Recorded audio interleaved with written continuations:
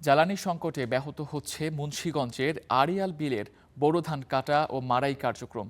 শ্রমিক সংকটের পাশাপাশি জমি থেকে পাকা ধান তোলায় বাধা তেল সংগ্রহে দীর্ঘ লাইন।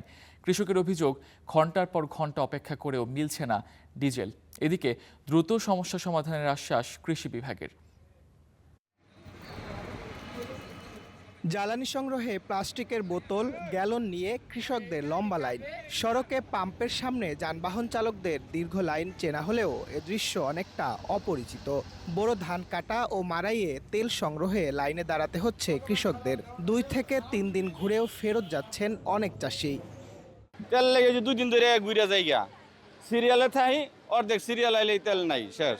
আগামীকাল ধান কাটা ফেরত গেছি, আজকে লাইনে দাঁড়াই রয়েছি, আজকে বলতেছে পাম্পে তেল নাই। কেন পাম্পে এলে খালি ডিজেল নাই নাই এই যে 8 ঘন্টা 9 ঘন্টা সিরিয়াল ধরি, লাস্টে তেল নাই। এদিকে মুন্সিগঞ্জের আড়িয়াল বিল জুড়ে সোনালী পাকা ধান দুলছে বৈশাখী হাওয়ায়। কাটায় ব্যস্ত কৃষকরা। পুরনো পদ্ধতিতে ধান কাটতে হচ্ছে তাদের।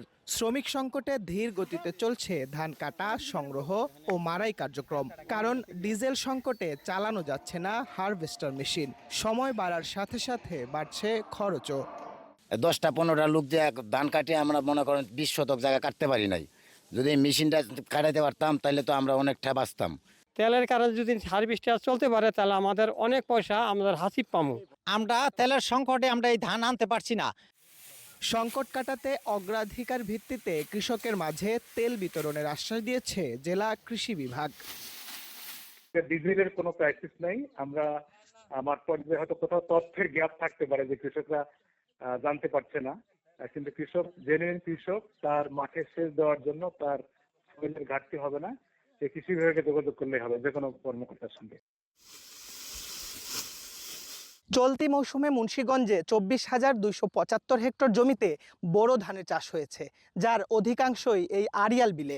স্থানীয় কৃষকরা বলছেন, দ্রুত সময়ের মধ্যে ডিজেল সরবরাহ স্বাভাবিক এবং পাম্পগুলোতে তদারকি বাড়ানো না গেলে বিপুল ক্ষতির মুখে পড়বেন তারা।